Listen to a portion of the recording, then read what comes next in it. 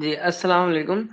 وعلیکم یہ میرا سوال ہے، میں انڈیا سے ہوں، تو میرا ایک سوال ہے کہ میں تو ووٹ دیتا ہوں، مطلب ابھی 3 سال سے ووٹ دے رہا ہوں، لیکن میرے کچھ حضرات دوست ہیں تو وہ یہ بولتے ہیں کہ ووٹ دینا غلط ہے، ووٹ دینا حرام ہے، اور اگر آپ یہ کر رہے ہو تو آپ ایک ایسے حکمران کو ایک پاور دے رہے ہو، لا بنانے کی پاور، جو کہ ان اسلامک لا ہے وہ بنا رہا ہے، تو اس میں آپ کا بھی ہاتھ آ جاتا ہے۔ تو اس پہ میں مفتی صاحب سے چاہ رہا تھا کہ وہ تھوڑا سا بتا دے کہ یہ غلط ہے یا صحیح ہے۔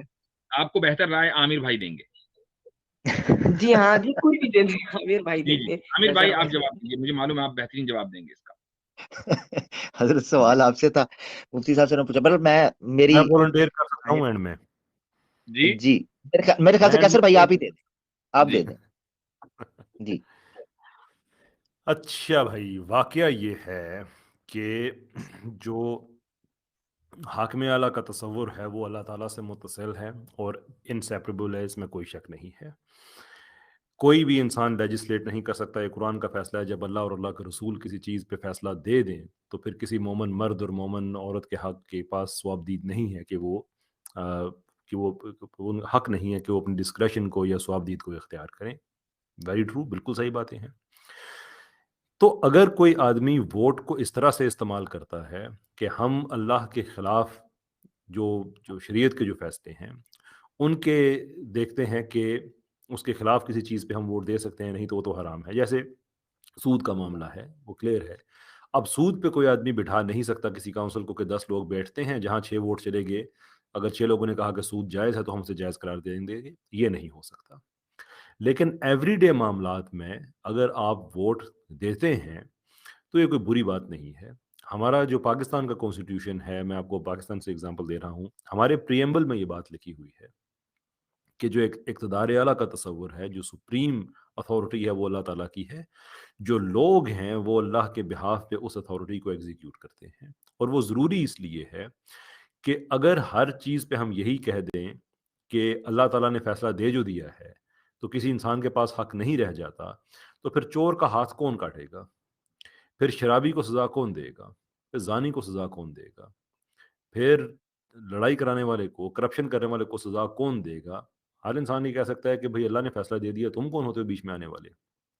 تو اس لیے جو ووٹ ہے وہ بری چیز نہیں ہے بذات خود، اس کا استعمال ہے، اس پہ انسان بات کر سکتا ہے، رائے دے سکتا ہے کہ نہیں آپ رائے دے رہے ہیں ایسے کسی ایبسلوٹ قانون کے جو شریعت کا ہے، تو وہ اگر آپ کام کریں گے تو وہ قطعی طور پہ حرام ہے، آپ نہیں کر سکتے۔ اس کے علاوہ لوگوں کو چوز کرنے کے لیے کیا ووٹ ڈالا جا سکتا ہے، کوئی بری بات نہیں ہے۔ ہمارے پاکستان میں اسلامک اسکالر ہیں ڈاکٹر فرید پراچا صاحب، ان کی انٹرپریٹیشن اور بہت سے اور محققین کی انٹرپریٹیشن کہ قرآن کی آیت جو ہے کہ اطیع اللہ، آیت کا درمیانی حصہ کہ اطیع اللہ و اطیع الرسول و اولو الامر منکم، وہ جو منکم کا جو کانسیپٹ ہے وہ یہ ہے کہ ان صاحبان امر کی اطاعت کرو جو تم میں سے ہیں، منکم، تم پر نہیں ہے، زبردستی تم پہ نہیں آ گئے ہیں، تم نے ان کو ایکسیپٹ کیا ہے۔ تو ایکسیپٹ کرنے کے کتنے طریقے ہیں؟ بہت سے طریقے ہیں۔ ان میں سے ایک طریقہ ووٹ کا بھی ہے، جو کہ موجودہ دور میں آپ کہہ سکتے ہیں کہ ایک طرح کی بیعت ہی کی ٹائپ ہے، بیعت تو نہیں ہے، اس میں تو اور چیزیں بھی بہت سی آ جاتی ہیں، کمٹمنٹ بہت زیادہ ہوتی ہے، اس میں کمٹمنٹ صرف یہی ہے کہ ہم آپ پہ اعتبار کر رہے ہیں، دیٹس اٹ۔ لیکن بہرحال اسی کا ایک چربہ ہے۔ تو vote it self, democracy it self غیر شرعی نہیں ہے۔ اگر ہوتی، اور یہ بات یاد رکھیں کہ شریعت میں جس چیز کو آپ حرام کہیں گے وہ وہی ہوگی جس کو شریعت حرام ڈکلیئر کرے گی۔ اس کے علاوہ کسی انسان کے پاس یہ حق نہیں ہے کہ وہ کہے کہ میں فلاں چیز کی تشریح کر رہا ہوں اور اس کو حرام ڈکلیئر کر رہا ہوں۔ اللہ کے رسول بھی اگر ایک مخصوص ڈرنک کے بارے میں اپنے بارے میں کہیں کہ میں آج کے بعد نہیں کہوں گا، تو اللہ اس پہ بھی آیت نازل کر کے کہتا ہے کہ جس کو اللہ نے حرام نہیں کیا۔ یہ میری آپ کی بات نہیں ہو رہی ہے، اللہ کے رسول کی بات ہو رہی ہے۔ تو اگر ڈیموکریسی کو، ووٹنگ کو ایکسپلیسٹ ٹرمز میں اگر اللہ تعالیٰ نے حرام قرار دینا ہوتا تو اتنے اہم معاملے کو وہ چھوڑتے نہیں۔ مائنڈ یو کہ ڈیموکریسی کوئی نیا کانسیپٹ نہیں، آپ کہہ سکتے ہیں اس زمانے میں ہوتی نہیں تھی۔ یہ جو رومن جولیس سیزر، جس نے رومن سلطنت کی بنیاد رکھی تھی، اس نے اس زمانے کی ڈیموکریسی کو توڑ کے اس نے وہ بادشاہت کو لے کے آیا تھا، ڈکٹیٹر فار لائف پہلا بنا تھا۔ اس کے بعد پھر وہاں پہ جو ہے آگے ان کے جو پاور رولرز ہیں اوکٹیویس سے سلسلہ سٹارٹ ہوتا ہے اور پھر وہ چلتے چلتے چلتے بڑے دور تک جاتا ہے. تو ڈیموکریسی اس زمانے میں بھی فرق تھا, یعنی کہ غلاموں کو ووٹ کا حق نہیں تھا اور عورتوں یہ وہ وغیرہ وغیرہ, جیسے آج بھی ہے کہ 18 سال سے عمر کے کم کے لوگوں کو نہیں ہے, تو اس زمانے کے حساب سے فرق تھا, لیکن بہرحال وہ ڈیموکریسی تھی. تو اسلام نے اگر اسے حرام قرار دینا ہوتا تو ایکسپریس ٹرمز میں کہہ دیتا یہ حرام ہے. تو اچھا ایک چیز اور یہ بھی ہے کیسر بھائی, میں تھوڑا ایڈ کرنا چاہوں گا, وہ یہ کہ ہمارے جو بھائی ہیں انہوں نے انڈین کانٹیکسٹ میں یہ سوال کیا ہے. آپ نے جو جواب دیا وہ بھی ٹھیک ہے, لیکن میں تھوڑا سا اس کو ان کے کانٹیکسٹ میں لے کر جانا چاہوں گا کہ بھئی انڈیا میں عام طور سے جو قوانین بنیں گے, ظاہر ہے کہ وہ ایک سیکولر لا کے تحت یا سیکولر کانسٹیٹیوشن کے تحت بنیں گے, اور اس میں اس چیز کا خیال نہیں رکھا جائے گا کہ یہ جو قانون ہے وہ کسی مذہب کی رعایت کر رہا ہے یا نہیں کر رہا ہے. اب آپ یہ دیکھیں کہ ٹرپل طلاق کے اوپر قانون بنا ہے, انڈین پارلیمنٹ نے قانون بنایا ہے, اور اب آپ اس کو چاہے یہ کہیں کہ بھئی وہ اسلام کے حق میں ہے خلاف, وہ ایک الگ ڈیبیٹ ہے. کچھ حضرات اس کو کہتے ہیں کہ ٹرپل طلاق کا کوئی وجود اسلام میں نہیں ہے, انسٹنٹ ٹرپل طلاق کا, لیکن کچھ حضرات کے نزدیک ہے, لیکن بہرحال ایک قانون بنا ہے. اسی طریقے سے کل کو مثلاً یونیفارم سول کوڈ آ جائے انڈیا میں کہ جو مسلم پرسنل لا ہے اس کو نلیفائی کر دیا جائے, اس کو کینسل کر دیا جائے, تو یہ کرنے والے کون ہوں گے؟ یہ کرنے والے ممبران پارلیمنٹ ہوں گے جن کو لوگوں نے ووٹ دیا ہے. تو کیا مسلمان پھر ایسے ممبران کو ووٹ دے سکتے ہیں کہ جو کل کو جا کر اسلام کے خلاف کوئی فیصلہ کریں؟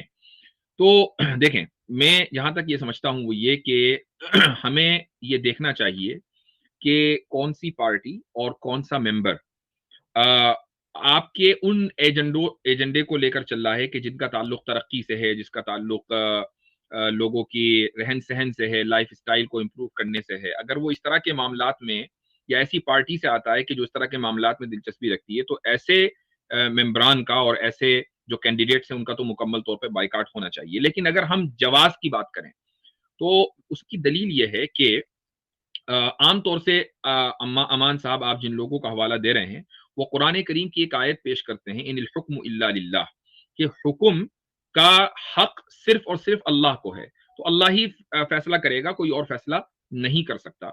اگر ہم اس کے یہ معنی لے لیں, اور چونکہ پھر ممبران پارلیمنٹ فیصلہ کرتے ہیں, لیجسلیٹ کرتے ہیں, لہٰذا یہ قرآن کی آیت کے خلاف ہے. اگر ہم اس کے یہ معنی لے لیں تو صحابہ کرام کے اجماع کے خلاف ہوگا, اور اس کی وجہ یہ ہے کہ ایک جنگ ہوئی تھی, جنگ صفین. جنگ صفین کے موقع پر واقعہ تحکیم ہوا تھا, جس میں حضرت علی اور حضرت امیر معاویہ رضی اللہ عنہما کی طرف سے ایک ایک صحابی کو حکم بنایا گیا تھا. ایک طرف سے عمرو بن العاص تھے, تو دوسری طرف سے غالباً ابو موسیٰ اشعری رضی اللہ عنہما تھے. ان دونوں نے فیصلہ کیا. جب یہ فیصلہ ہو گیا تو حضرت علی رضی اللہ عنہ کی جماعت میں سے ایک بڑی تعداد ایسی تھی کہ جنہوں نے, چونکہ فیصلہ بظاہر ان کے خلاف تھا حضرت علی رضی اللہ عنہ کے, تو وہ سب لوگ الگ ہو گئے, اور انہوں نے کہا کہ بھئی یہ کیسے ممکن ہے. انہوں نے قرآن کو اپنے نیزوں پر بلند کیا, یعنی اس طرح کے لوگ تھے کہ قرآن کو اپنے نیزوں پر بلند کیا اور کہا کہ دیکھو قرآن میں تو لکھا ہے ان الحکم الا للہ, تو یہ جو تم لوگ نے تحکیم کی ہے, یعنی ایک دو لوگوں کو آربیٹر بنایا ہے, فیصلے کا اختیار دیا ہے, یہ تو تم نے قرآن کی خلاف ورزی کی ہے, تو تم سب کافر ہو, اور جتنے لوگ اس فیصلے کو ماننے والے ہیں وہ بھی کافر ہیں.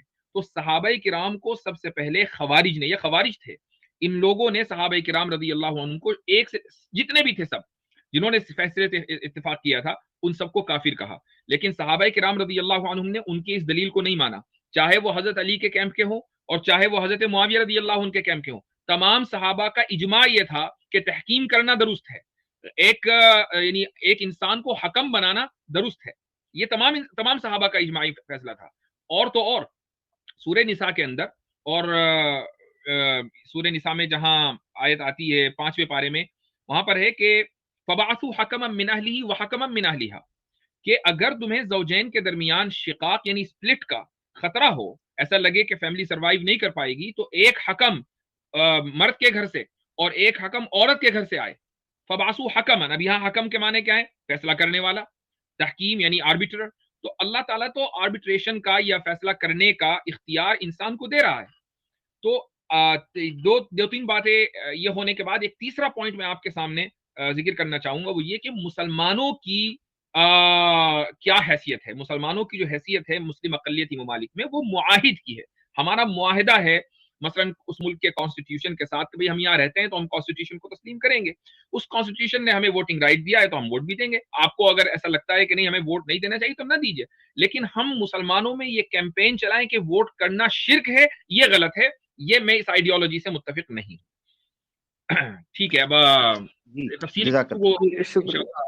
دوسرے ٹھیک ہے کو لے لیں. امن بھائی.